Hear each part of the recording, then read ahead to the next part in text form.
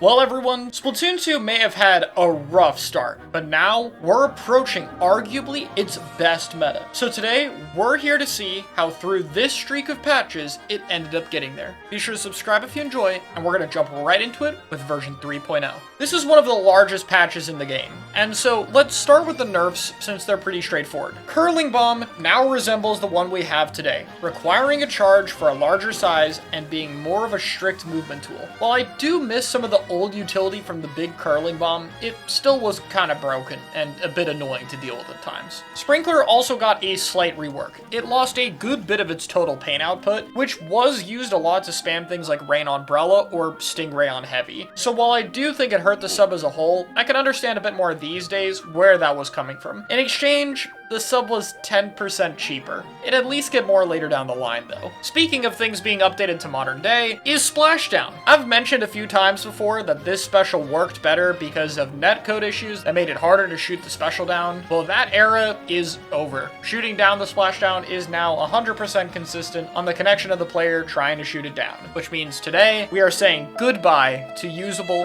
but jank Splashdown. It had a good run, and from here on out, it would be bad all the way until Splatoon 3 made triple Splashdown, like I think 5 to 6 years down the line. So yeah, we're not gonna get there for a while. Stingray also finally got some decent nerfs. It now dealt 10% less damage and was no longer able to be used inside an invincible spawn barrier. It took a very long time for these very simple things. Is Stingray still broken? Yes, but this is a start at least. There are now some tiny pathetic options against it. Unfortunately, Stingray is just kind of a permanent problem in this game. It does get better as the special gets weaker, but it never truly goes away. And as much as Ray does get weaker over time, the players just continue to get better with it. It's a never-ending cycle with this kind of special design, unfortunately. But at least we stopped getting weapons with it 6 months into the game, I guess. I would say around now is when the trend of using anchor weapons with Ray did begin though, and Vanilla Machine started to drop off a little bit because it wasn't an anchor option, though it would still stay viable for a while. It was also still more than possible to stack double Ray, in which Machine was still a totally fine option, but stacking multiple Ray did become slightly less common, for now anyway. Now on to all the relevant buffs. Again, this isn't everything. 96 will get a bit more accurate, and Squeezer will start getting its buffs. While it's an alright weapon right now, one day it will become the strongest main weapon in the game. For now, this is just some changes to help its paint mode, but we'll get there. Dynamo Roller gets more paint again, and Flingza more lethal with the increased range at which it'll do 50 plus damage. Considering the amount of buffs Dynamo's already gotten, and with plenty more to go throughout this game and Splatoon 3, and it's still utter trash, should really put it in perspective just how gutted Splatoon 2 Dynamo was. Inkbrush got a painting buff, which paired with the faster strafing speed I talked about last time and cheap points for special, gives it an insane baller output. Bamboo now does 5 more damage, helps a little bit. Umbrella gets a bit more paint for some reason, and the most important main weapon in terms of buffs right now is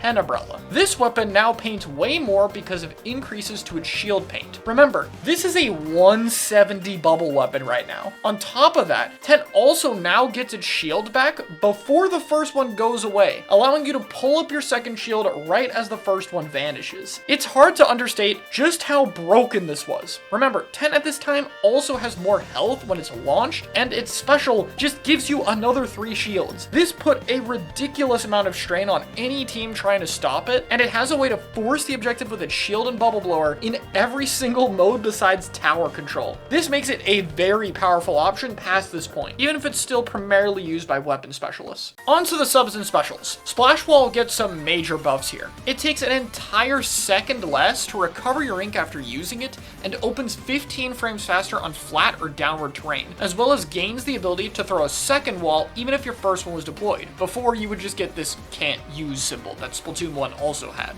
This was an insane set of buffs to help its consistency, but also spammability on weapons like K52 in the future. Overall, maybe the last buff wasn't the best idea. Another sub-weapon change is Ink Mine, which now gain the ability to substrafe, a movement tech that I haven't mentioned in a bit, but it allows you to change direction with momentum faster, and everything else was able to do it at this point. This change marks the point at which this mechanic became universal, which would remain a staple throughout every single option in Splatoon 3. Honestly, a really cool decision that a mechanic like this that could have been seen as an exploit originally was able to become a staple in the series. Finally, we have ability changes. Special Saver now worked better in smaller quantities, making a few subs of Special Saver a new utility sub. Haunt also gained the ability to apply Respawn Punisher, and Drop Roller now gave run speed, swim speed, and ink resistance buffs for 3 seconds after a roll. However, there were also some nerfs here. The 6 perks Comeback provided now got reduced from 1 main and 1 sub of each to just 1 main, and Ninja Squid now reduced the effective swim speed by 20%,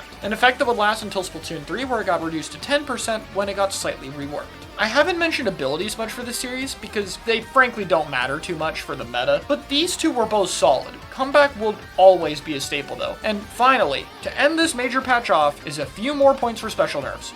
Blaster, Slosher, and Heavy, all our double stacking weapons from last time, getting plus 20 points for special. And with that, I'm going to jump straight into 3.1 here. This is a very tiny patch that basically did nothing to change the meta other than slightly adding to it. So we're going to cover it real fast. All it did was make Tetras way more ink efficient because that used to be a problem, made end parries 10 more points for special to Inkjet, which I'll talk about a bit later, and most notably nerfed the radius of normal Blaster from 3.5 to 3.3 units, which is where it is today. While this did tone it down a little bit, it would still be a central option for the rock, paper, scissors meta we were entering. That said, we're not going to talk about it yet either, because once again, we're going to be moving to the next patch, 3.2. This is because, like with 3.1, this patch really only served to add options onto this meta, but in this case, on a much larger scale, officially being where I believe the golden age begins. So it's important to me to really set the stage for this properly. How I'm going to do this is after this patch, when I talk about this meta and all the very different options, which will take significantly longer than everything else so far, since there's actually a lot of viable choices this time, I'll be specifying which patch these options became more relevant in. With that being said, let's get this last patch out of the way, with the nerfs going first. Most relevant being that some of the most notable options at the time, being various dualies, blasters, sloshers, and splatlings, would all get slightly higher points for special. This helped to ensure the meta wasn't too spam heavy, as something like Inkjet spam was a bit of an issue at the time. Besides that, rapid blasters got the same nerf as the normal one, which is important due to how good they were against armor and inkjet. In addition to these nerfs, dually squelchers got a 20% ink consumption nerf, which might sound like a lot if you're used to dually squelcher nowadays, but back then it was actually really ink efficient. And especially in solo, you could very easily play passively around spamming a powerful ink storm in order to get in.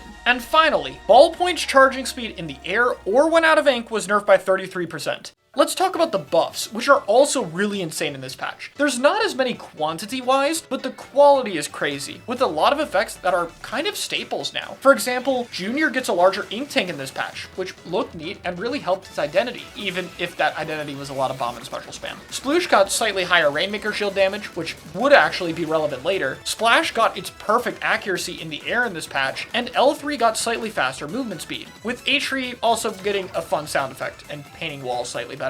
E-Leader got what might be the least impactful change of all time, a 15% damage increase to the Rainmaker shield.